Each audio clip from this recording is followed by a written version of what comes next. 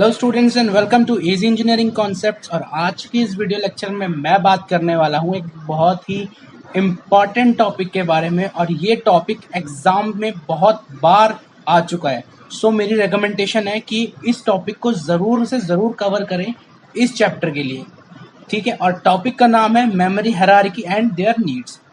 So video शुरू करने से पहले मैं आप लोगों को कुछ प्रूफ दिखा देता हूँ कि कितनी बार ये जो क्वेश्चन है वो एग्जाम में आया है, और आप साथ ही साथ उनके मार्क्स भी देख सकते हैं कि कितने नंबर का ये क्वेश्चन आया है, 7, 6, 5। So exam point of view से ये क्वेश्चन बहुत ही इम्पॉर्टेंट है। और इस क्वेश्चन जितने भी क्वेश्चन यहाँ पे पूछे गए हैं उन क्वेश्चन से रिलेटेड सारी की सारी नॉलेज मैं आपको इस वीडियो में देने वाला हूँ। सो प्लीज़ वीडियो को एंड तक ज़रूर देखें। अगर आप इस चैनल पर नए हैं तो प्लीज़ चैनल को सब्सक्राइब करें, ठीक है। और अब आगे वीडियो की ओर बढ़ते हैं।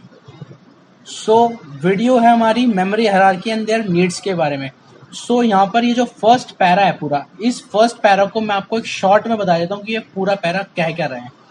सो हर प्रोग्रामर चाहता है कि उसके पास ना लार्ज मेमोरी हो और जो तेज काम करे, मतलब लार्ज और फास्ट मेमोरी हो। बट लेकिन ये जो दो रिक्वायरमेंट्स है ना, ये आपस में कॉन्फ्लिक्ट करती हैं, आपस में मैच नहीं करती हैं।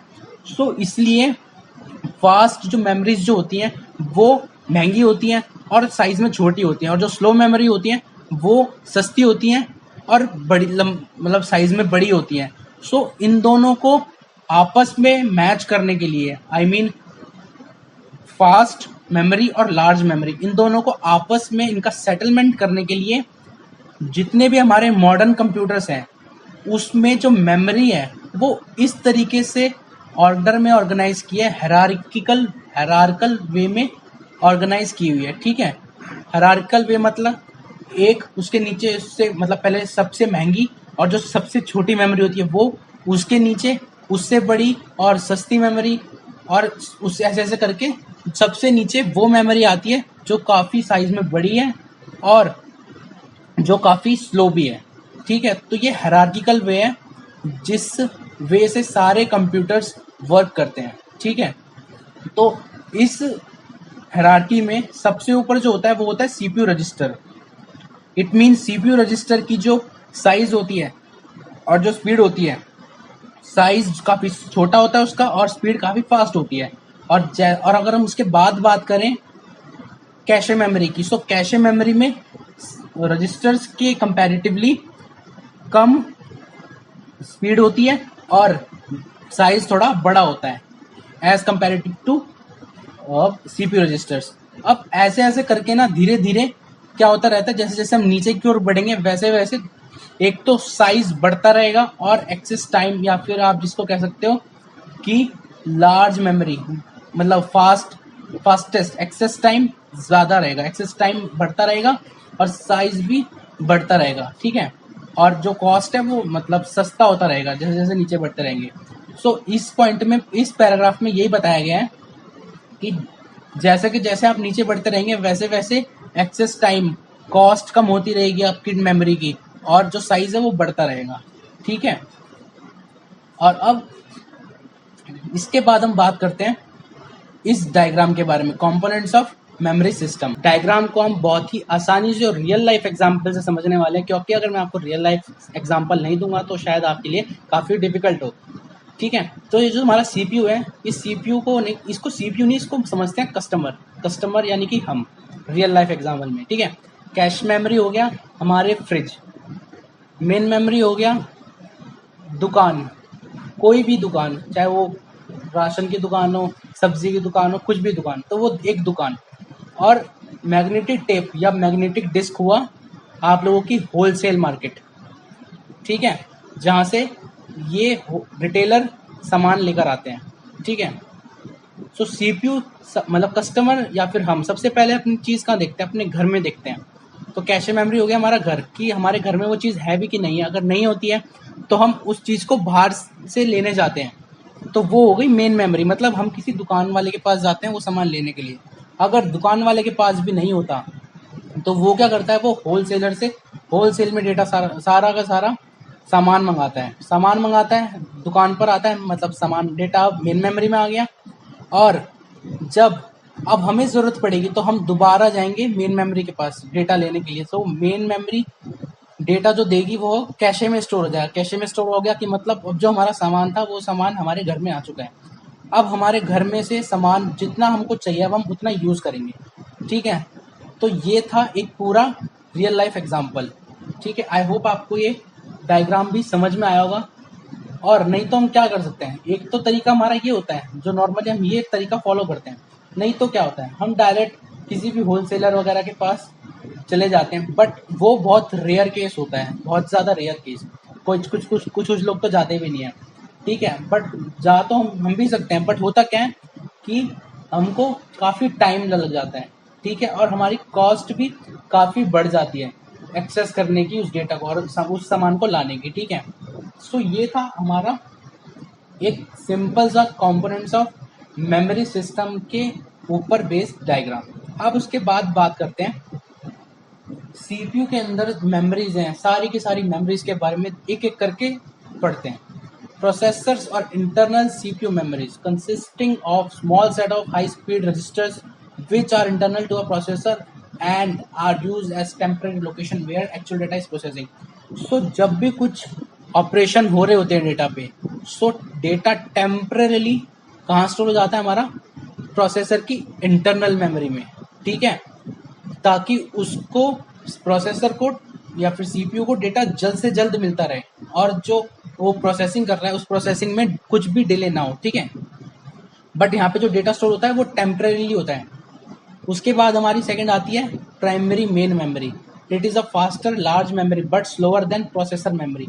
सो ये जो मेमोरी होती है फास्ट होती है और बड़ी भी होती है, लेकिन प्रोसेसर की मेमोरी से स्लो होती है। Primary memory has faster access time, smaller storage capacity and higher per bit storage. So जो प्राइमरी मेमोरी होती है उसका एक्सेस टाइम क्या होता है, तेज होता है। शॉर्ट स्टोरेज कैपेसिटी क्या होती है, छोटी होती है। और जो कॉस्ट पर बिट स्टोरेज होती है वो ज़्यादा होती है। This memory is access directly by the processor. So अगर हमारे फ्रिज में सामान नहीं होगा तो हम कहाँ जाएंगे, डायरेक्ट दुकान वाले के पास जाएंगे। तो ये भी उसी तरीके से है कि जब कैशे मेमोरी में कोई डेटा आया ही नहीं है तो कहाँ जाएगा, सीपीयू जाएगा डायरेक्ट मेन मेमोरी के पास, यानी कि कस्टमर जाएगा डायरेक्ट दुकान वाले के पास सामान लेने। तो यही है कि this memory is directly access directly by the processor. So processor इस मेमोरी को डायरेक्टली एक्सेस कर सकता है। It stores program data which are currently needed by the CPU. ये वो डेटा स्टोर करता है जो सीपीयू को चाहिए। सारा डेटा नहीं रखता है अपने पास, ये सिर्फ उतना ही डेटा रखता है जितना सीपीयू को जरूरत है, ठीक है। The size of main memory is kept small because of its high cost. अब ज्यादा कीमत होने की वजह से जो इसका साइज होता है वो छोटा होता है। अब इसके बाद बात करते हैं हम सेकेंडरी मेमोरी के बारे में। तो जो सेकेंडरी मेमोरी होती है वो यूज होती है बल्क स्टोरेज, मतलब लिखा ना पे mass storage of programs. So mass storage of data को रखने के काम आती है secondary memory. It has much larger capacity than main memory but slower than main memory. So इसका जो कैपेसिटी होती है, मतलब इसका जो स्टोरेज होता है वो काफ़ी ज़्यादा होता है, लेकिन इससे अगर सीपीयू डेटा एक्सेस करेगा डायरेक्ट तो सीपीयू को काफ़ी टाइम लगेगा। सो इसका एक्सेस टाइम बहुत ज़्यादा होता है और ये बहुत ज़्यादा डेटा स्टोर करता है, ठीक है। It basically store system software compiler assembler and useful packages large data files. So basically ये क्या करता है, operating system, large data files, assembler, useful packages, ये सब स्टोर करके रखता है अपनी मेमोरी में, ठीक है। सो आई होप आपको इतना पोर्शन भी समझ में आ चुका है कि प्रोसेसर मेमोरी क्या होती है, मेन मेमोरी क्या होती है और सेकेंडरी मेमोरी क्या होती है। अब हम देखते हैं हायरार्की। हमने ऊपर देखा था कि हायरार्की इस ऑर्डर में होती है, बट हमारे पास कोई डायग्रामेटिक रिप्रेजेंटेशन नहीं थी। सो ये है हमारी डायग्रामेटिक रिप्रेजेंटेशन। ऊपर यहाँ पे होता है, सबसे ऊपर होता है सीपीयू। सीपीयू सबसे पहले डेटा इंटरनली चेक करता है कि उसके पास है कि नहीं है।